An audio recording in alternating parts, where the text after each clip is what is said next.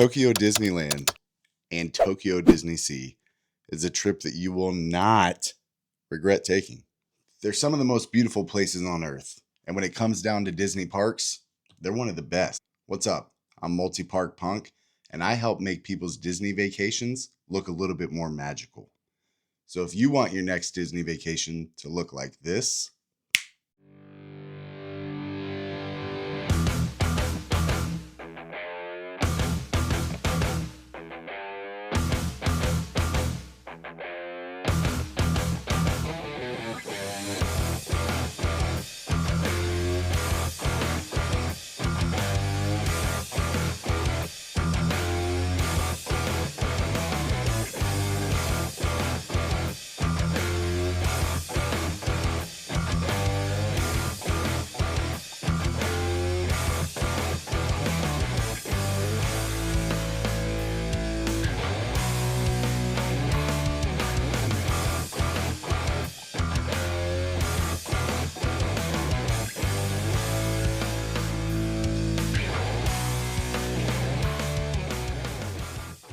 then you've come to the right place. I am a self-proclaimed Disney expert. I have done Disney's College of Knowledge, which in fact was the only college I've ever attended, fully at least, or even been to school for that matter. But that is not where I got my expertise. I got my expertise from trial and error, baby. I've taken my kids and my wife on multiple Disney trips here in the United States and abroad. And yes, that includes solo trips for me and my wife without the kiddos. And that's on being a Disney adult, which I'm proud of. A trip to Japan is a must do. It's been one of my favorite vacations I've ever taken. From the food to the culture to the people to the pop culture stuff that they got going on. Pokemon, Nintendo, Studio Ghibli, baby. They've got it all. It's enough to keep you daydreaming about Japan for a very long time. Trust me, I am. So take the trip. Go to Japan, even if you're not a fan of Disney. But if you are a fan of Disney, Japan is a must because Japan does Disney right. Japan does just about everything right, including their 7-Elevens, which I miss dearly. I can't even go to a 7-Eleven in America anymore. It's depressing. It's just the same sad hot dog that's been spinning on that thing since God knows when. I don't want that hot dog. Probably because it reminds me of me. Just a sad wiener rotating through life. It's depressing. But you know what's not depressing? Disney. It's the happiest place on earth. And when it comes to Japan and Tokyo Disneyland and Tokyo Disney Sea, extremely happy. Everything about it was beautiful. The sheer size of it, the landscaping, the atmosphere, the theming, to the top-notch rides that they have over there that you can't find anywhere else in the world. And you can take this vacation without breaking the bank because it's actually cheaper to go to Tokyo Disneyland and Tokyo Disney Sea than its counterparts here in America. And yes, that's right, you heard me. It's cheaper, baby. That means that you're able to take that trip for some less moolah. Now, I know that piques everyone's interest. It's cheaper if you don't have to pay for the flights. So if you pay them off early, by my math, or if you're lucky enough like me to have a wife who's got a credit card that gets flight miles on it, ergo, your flight is free. All you have to do is pay for your Disney vacation. Now, there's a couple different ways to plan this trip. You can plan it day by day, and you have to book it day by day. You can also get a hotel with that, which you also have to book day by day. Or you could stay off property. Or you could make this really simple, lump it all together and do what's called a vacation package. Now, you book this vacation package online, and it's very straightforward. You just click what you want and you check out. You slide that credit card on over to the mouse, baby. And it's a package. It's a huge package. And God knows I love me a huge package. But seriously, it's very easy, very straightforward. There are a couple different options when you're looking at the vacation package. You have a 2-day option where you get 2 days in the park and 1 night in a hotel of your choosing. And then you have 2 different 3-day options. There's a 3-day option where you get 2 nights in a hotel and 2 days in the park. That means on your first day checking in, you get no park day. You're just sleeping in the hotel. And then the next 2 are park days with 1 more hotel night. You also have a 3-day park day where you can do 3 days in the park and 2 nights in the hotel. To me, that's the biggest bang for your buck. You knock it all out in one shot. The 3-day is the way. Either way you choose, you're going to get Tokyo Disneyland and you're going to get Tokyo Disney Sea, which also has Fantasy Springs in it.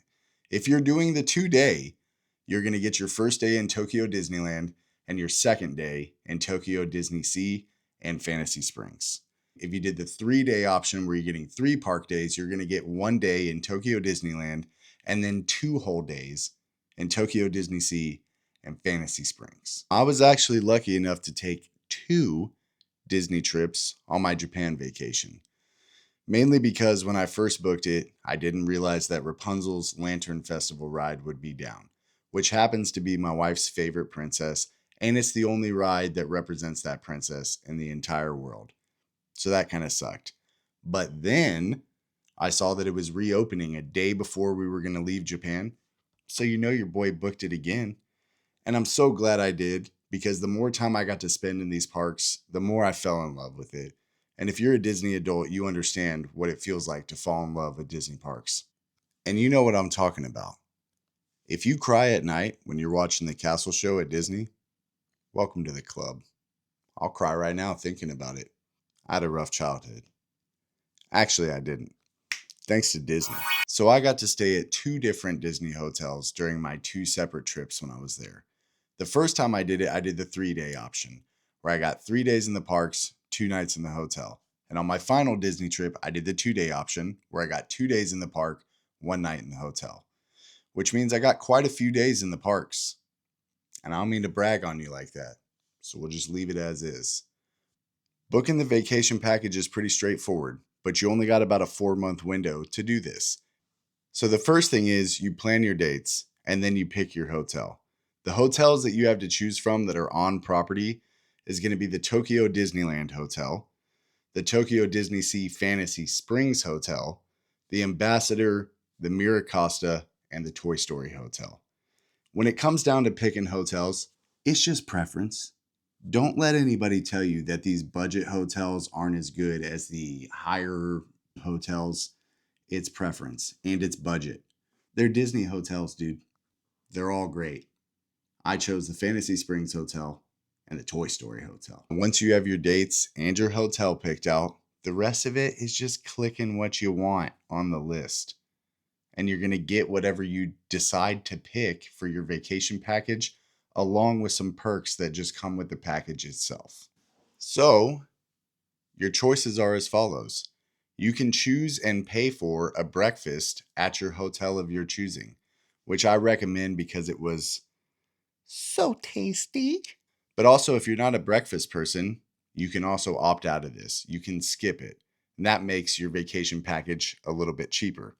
But I wouldn't recommend skipping breakfast because you're about to walk 30,000 steps that day, my friend. Breakfast sounds pretty important when you put it that way, doesn't it? So you can also pick lunch and dinner for the parks. You can also opt out of this if you don't want to make a reservation for a restaurant that's at the park, and you can just do quick service meals. That can also make your vacation a little cheaper, depending on what you're buying for quick service. If you're a snacky type of person, I don't really know what you're saving over there. Just do the reservation and get the snacks. Be like me. I probably gained 20 pounds in Japan. But also, if you are planning on picking a reservation, there's some pretty cool stuff in Fantasy Springs. You can eat inside the Arendelle Castle, and if you're a Rapunzel fan, they also have the Snuggly Duckling. You're also going to get to pick 3 attractions that you get to go to on each park day. Basically, this operates like a lightning lane for these attractions. And since there's no tier system, you actually get to pick from the higher desired rides as many times as you want. If you wanted to pick one of those rides for all 3 of your times, pick the ride and pick the time you want to go on the ride. This actually guarantees that you get these higher desired rides with the vacation package instead of having to stand in line or try and pay for it separately on the app, which, side note, if you're going to do that for anything, just be aware, they sell out. Japanese people at the parks buy them up like hotcakes, baby. They're gone. So the vacation package guarantees that you're going to get to ride these, and you get to pick the times that you get to ride them.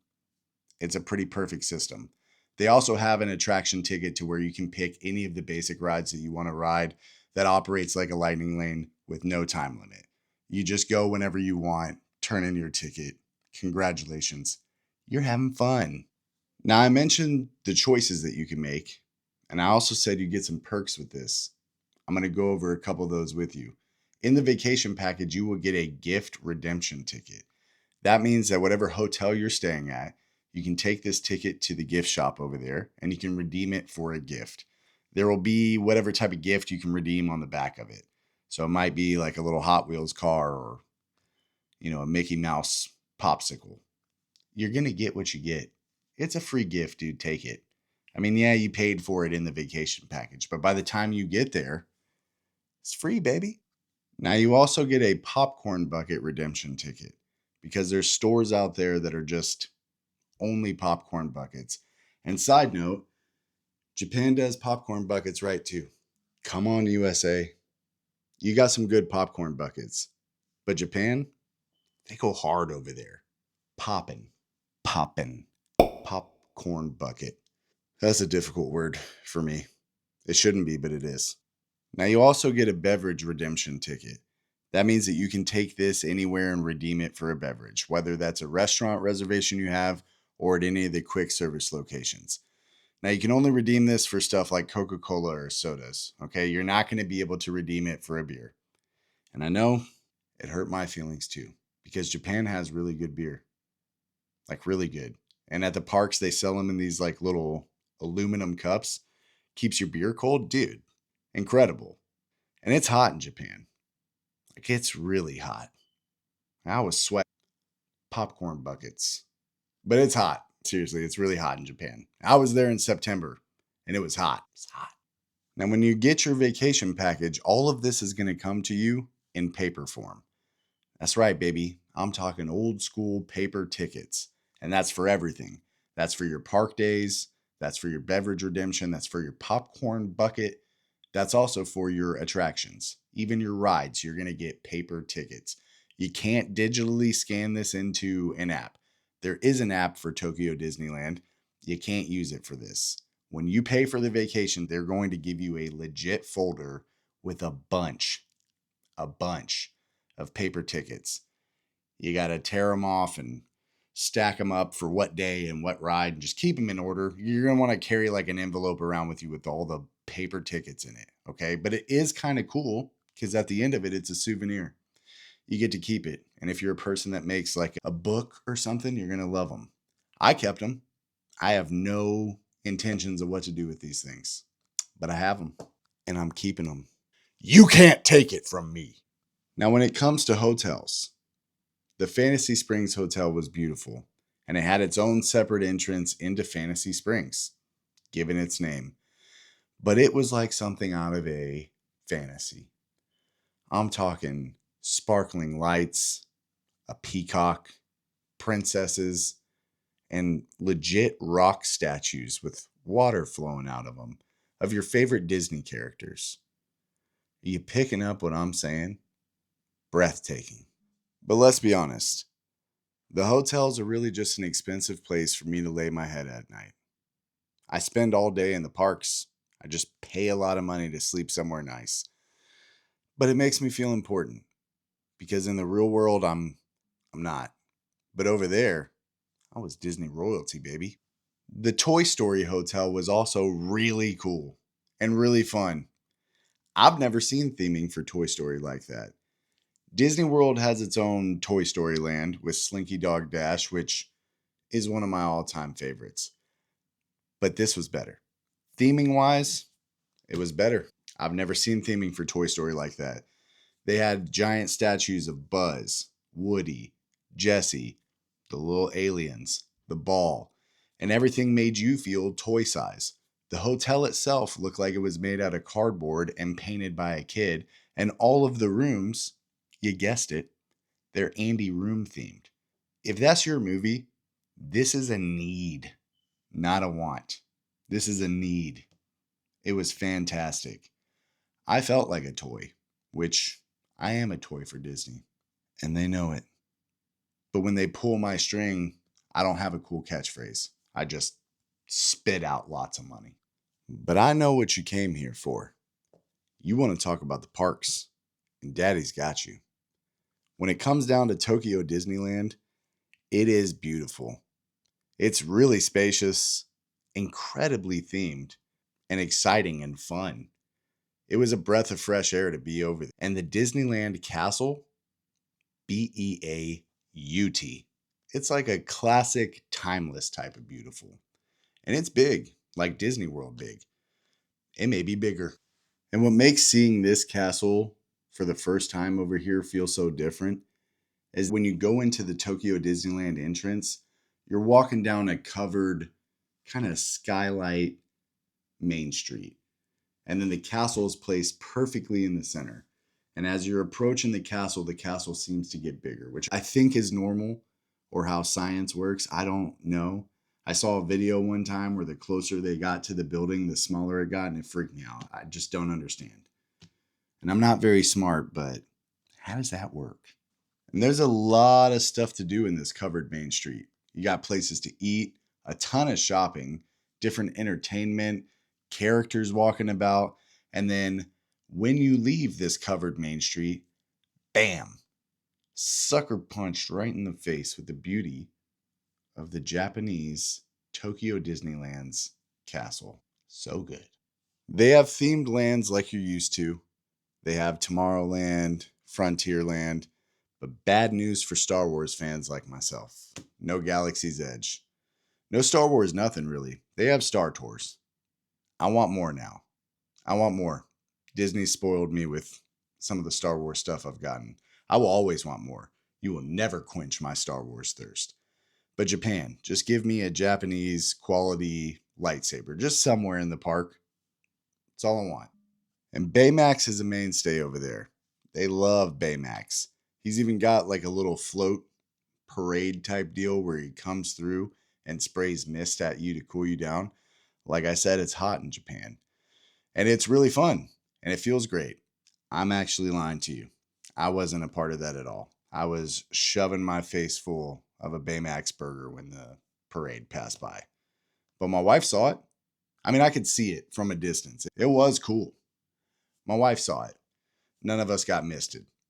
But they love Baymax. They even have a Baymax ride. It's like a spinny ride where there's a lot of songs that everyone knows and sings, and people will just come and have choreographed dances to these songs. Super dope. They love Baymax. I didn't ride the Baymax spinny ride. I'm old. It hurts to think about. Plus, I don't do well with spinning rides. I get dizzy. I'll throw up. I can handle big thrills, drops, all the stuff. But a spinning ride, I can't eat a Baymax burger and spin around, dude. It's too much. One attraction at Tokyo Disneyland that they have that nowhere else in the world has is Beauty and the Beast Enchanted Tale. And my God, this thing threw me right into the middle of the original animated classic. I felt like I was on that journey. Not only that, they have top-notch, incredible animatronics, and it's just a state-of-the-art ride. One of the best dark rides I've ever been on, period. And I stand by it. I'll ride that ride over and over again. If I had my 3 tickets for Tokyo Disneyland again, I would choose Beauty and the Beast all 3 times. You sit in a little teacup that's kind of like a Roomba. It spins a little bit, not spinning enough to make me sick, but it spins a little bit. And then it takes you through the journey of Beauty and the Beast. You kind of walk with Belle on this whole journey while you're going through there. And there's Disney magic in it. There's real magic in it. There's a scene at the end where they come and get Beast. He's laying there wrapped up in a sheet. Belle's crying over him. And then he starts to lift up and spin around. And then by some kind of Disney magic or projector something turns into the prince. It felt real. That's magic. I don't care what anyone says. That's magic. Which I think Disney is up to something with magic anyway. Like it's real. It's real magic. All right. I don't know how they do it. And half of you would watch David Blaine or Chris Angel out there or something and be like, wow, how do they do that? It's magic, dude. They're using magic. And even if you knew how to do it, you couldn't pull it off. You couldn't do it. I know you couldn't. You'd fumble around. I'd see what you're doing. You'd be like, oh, pick this car. I'd be like, I know, I saw you do it. I didn't see Disney do it. Disney magic, baby. Disney magic. And outside of the rides, it was a beautiful landscape. It just felt special. And I know Disney just feels special in general, but there's something about it when it's in Japan. Everything feels special in Japan. But it was truly beautiful. And when it comes down to Tokyo Disney Sea and Fantasy Springs, I gotta say there's nothing that visually compares to that. The most beautiful Disney parks I've ever seen, hands down. Now, Fantasy Springs inside of Tokyo Disney Sea is one that everybody's trying to get their grubby little hands on because it has world only first class rides such as Rapunzel's Lantern Festival, Anna and Elsa's Frozen Journey, Peter Pan's Neverland Journey, and a Tinkerbell ride. All of them are fantastic. Everybody's itching to get in those gates. Fantasy Springs. One of these rides, as mentioned earlier, is Rapunzel's Lantern Festival. And wow, beautiful. Emotional ride. I cried. My wife cried. It was amazing. You go on a boat journey through Corona, and when you're first approaching this ride, you can see Rapunzel in her tower, and her animatronic is leaning out the window singing. Like real singing. Her animatronic is really singing, and it gets to you. It feels real. The rest of the ride is just as incredible. You go through a tiny little journey. You can see Rapunzel swinging on her hair, and then you see her sitting there with Flynn, and her hair starts to glow, and they made it look incredible. And Pascal is just being Pascal. That's my dude. I love him. But what really hits here, what sells this entire ride, because it's very short, is when you go into the boat scene with the lanterns. As soon as you hear the song, and then you see all the lanterns around you, and they're both in the boat. Take my money. Take it all. Incredible. Yeah, I've never seen something so beautiful in a Disney ride. They really outdid themselves with just that one particular scene. I mean, it feels like you're there. You understand what I'm saying? It feels like you're living in that moment. If you're a Rapunzel fan, book your trip to Tokyo Disney right now. You're not going to find it anywhere else in the world, and you got to see this ride. Book it. And then you have my favorite, Anna and Elsa's Frozen Journey. Now, listen to me. Elsa is my Disney princess. All right. So this ride meant a lot to me. When you go on this ride, top notch animatronics, theming out of this world. And on top of that, they're telling the story of the first Frozen in great detail. There is a part there where you actually go up the mountain that Elsa is singing Let It Go on. What other scene would you want to be a part of in that movie besides that one? That's her self-discovery scene. Everybody loves it. She takes the glove off.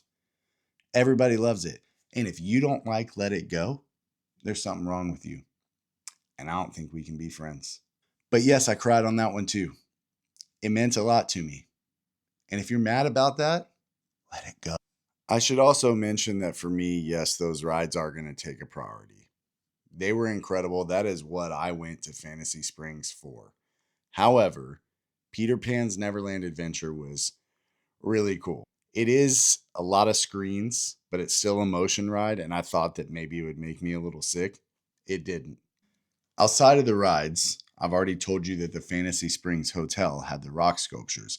Well, Fantasy Springs in general has incredible giant rock sculptures of all your favorite Disney characters. Some of them have waterfalls going through them. Incredible stuff that they're doing with the rocks over there. I wanted to be a geologist. I love those rocks so much. But there's one where it's Ariel and she's got her back arched on the rock, and it's that scene where if you time it just right, the water behind her will actually splash, just like the scene in the movie where she comes up on the rock and the water splashes. Yeah, they do that with the rock sculpture. If you time it just right, you get that perfect picture or video that's just like the movie. That's where they also do the meet and greet for Ariel. Dude, you can't make this any more perfect. They know what they're doing over there. Japan has got it down, baby. Moving on from the incredible rock sculptures, You know what else they got over there that just made my little heart so happy? They have an Arendelle. And they actually set it up like the opening scene for Coronation Day, where you can see the castle and they have the boat over there. They have the sled. I mean, they have everything. You're walking into Arendelle. And even off into the distance, there's mountains up there. Elsa Snow Palace. They have Arendelle. It was beautifully done. Like to a T, it looks very well. It's like you're really walking into Arendelle. They have themed little shops in there. When you go through the gate, you can see the fountains right outside the castle, which, by the way, the castle is a restaurant. You can book a reservation there and you can eat in Arendelle. It was amazing. I loved it. They have an Arendelle. Now, obviously, they have the Rapunzel ride. They don't have a Corona. It's like a miniature Corona, though, because you have the Rapunzel ride and then you have the Snuggly Duckling. And the Snuggly Duckling was done well. It looks like it's crooked, just like it does in the movie. They actually had some of my favorite food in Tokyo Disney. I loved the Snuggly Duckling. The shrimp burger, if you go, get the shrimp burger. It was incredible. I loved it. But they don't have a Corona. What they do have is a perfect tower for Rapunzel. I mean, the tower is A plus. You don't have to get onto the ride to see the tower or go take pictures with it. However, if you want to see Rapunzel singing in all her glory, you do have to pass the ticket gate, turn around, and then it's there. You can see it. But if you're just walking up to the tower, you can get good pictures there. So if you came dressed up, which, by the way, in Japan, they dress up and they dress up well. You can't do that in the United States. They don't want you taking away anything from their characters. But in Japan, the girls that come dressed up in Japan come dressed up like Disney paid them to dress up. Even their wigs, the Rapunzel wigs I saw over there, movie quality. Everything they did was just right on the money. So if you come dressed like that, you're going to get some really good shots by the tower. I was not dressed cool. I was in like a shirt and some shorts, and I was sweating profusely. Moving outside of Fantasy Springs, Tokyo Disney Sea, with their theming and the size of their lands, all I could do is say, wow. It was very well done, super beautiful to look at, very immersive. There were parts in there, like where they do their nighttime spectacular, look like you walk somewhere in Italy or Europe in general. They had like a castle. It was beautiful. It looked like I was somewhere else in the world. They also have a whole like Agrabah theme. They show Aladdin some love over there. It looks like you're there. They also had a land that looked kind of steampunkish, futuristic. That was really cool to look at. Very cool. Their theming for their lands was extremely well done. When you combine that with Fantasy Springs, I'm telling you, there is not a more beautiful Disney park than Tokyo Disney Sea. They even show some love for the Little Mermaid. They have a whole castle. Ariel's castle is over there. And not only is it beautiful from the outside, but you can go inside of it, and that's also incredibly done. They had lights dancing around in there that makes it look like it's actually under the sea. It was really cool. Now, all the rides that were in there were specifically geared towards little kids. But me and my wife are Disney adults. We don't let that stop us from having fun. I'll take that spot from your kid. They waited 4 hours. I got a fast pass. Let them have some magic. They can have it. I paid for this ticket. These kids didn't pay for that ticket. Take the kid's spot. Take it. You deserve to have some magic too. All right, they got the rest of their lives to live in the magic. We got to work and stuff, dude. Life's not so magical. I'll take it. I'll take that spot from your kid. That feels wrong. Genuinely, I would give my spot to a kid. All right, but if I had to, if I only got one chance to ride that ride, I'll take it. I'll take that spot. Disney adults, baby. Disney adults. Tokyo Disney Sea also has Journey to the Center of the Earth. It's the only one in the world as well. And I got to say that this ride was really cool. Kind of unexpectedly cool. There's a giant volcano in the steampunk area I was telling you about That's for the ride, but there is an opening in the volcano where you can see people spitting out on the drop. It's not as big as a drop as you think, but from the outside, it looks very thrilling. It was really fun. It just wasn't as big as a drop as I thought it was, but unexpectedly cool. You're making all these different turns through the center of the earth. And then you come to this one part where there's a bunch of eggs that are hatching and they have an animatronic. Dude, so huge. Huge. I don't know what it is. Like an alien roach. It's giant and it's terrifying. And I loved it. We need more of that. Also, a side note, they have a Sinbad ride over there, the Journey of Sinbad. It's a small world-esque. It's a little dark ride on a boat. Man, I don't know what to tell you besides I love that ride. It was incredible. The songs there were great. The animatronics, dude. They had some of the best animatronics I'd ever seen. And some of those were massive. I might get a Sinbad tattoo. I loved it. Now, when it comes down to food, Japan in general has amazing food. Some of the best food I've had in my life. I had some of the best culinary experiences I've ever had while I was in Japan, and I daydream about food in Japan all the time. All the time. But when it comes down to Disneyland in Japan or Disney Sea, it was good.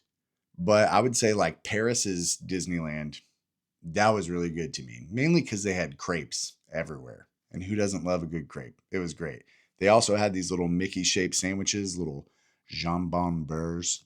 They were great too. Loved it. Tokyo Disney, it was good. It's just not up to par with the other ones I've had. It didn't hold up to my Japan standard of food, but it was good. I did have some good stuff there, including sweets. I had a little melon bread that had Mike Wazowski's face on it. That was top notch. But I'll tell you where the US does beat Japan for Disney stuff. The merch. We beat them in the merch. I didn't see a lot there that I wanted. I just didn't. They don't have Spirit jerseys, and I don't think they make anything in an extra large. It didn't exist. I'm a little bit of a bigger dude. That's what I wear. Couldn't find anything. And no Spirit jerseys. That's all I wanted.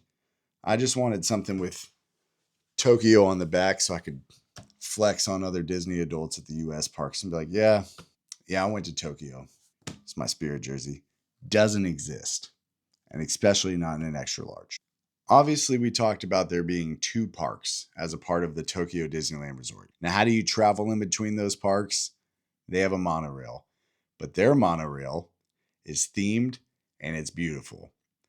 They had one that I rode in that had little circular shaped straps like Mickey. They were actually little Mickey shapes that you held onto. The window was Mickey shaped, and when you lined it up while you were crossing the castle, beautiful shot for photography. Even the benches looked like his outfit. They had a Duffy one that had fur all over the bench. You do have to pay for the monorails though. And it's just a little bit. It's not expensive. It can add up a tiny bit, but you set aside a little bit of money. Take the monorails. You're going to enjoy them. They're beautiful and they're fun. But if you're going to Japan, get a Suica card. You can go to your app store right now and you can download Suica. It's got a little penguin as an icon. But if you have a Suica card, you can just enter in your bank information and attach it into your wallet. You can use it like Apple Pay. You just tap your phone to any public transportation that includes some of the trains in Japan, to the bullet trains, all the way to the monorails in Disney. If you have a Suica card, it's just an easy tap access. You've already paid for it. You're on the monorail. And if you're anything like me, you're probably researching this way too late at night to try and make this as best as you can for you or your family or whoever you're taking on this trip until 3 a.m. when you potentially got to be up for work in another 3 hours. And I'll do it again. Come tonight, I'm going to do it again. I do have a lot of future travel plans coming up. Disney cruises, Disney World, Disneyland. Hopefully in the future, I'll be seeing Hong Kong and Shanghai Disney, and also covering all the stuff that they're doing in Disney right now in the US. Disney World, Disneyland, they're up to some shenanigans, and I'm going to be here to cover it all. I really appreciate you sticking around for this video. I hope you had fun. I hope you learned something. I'm never going to be a like this video and smash subscribe type of guy. I don't really care. If you feel inclined to do so, I'm not going to stop you. If you need to skip this whole video to get to a part that you like or that you could potentially need for your trip, please do so as well. Thank you for stopping by. I hope to see you again.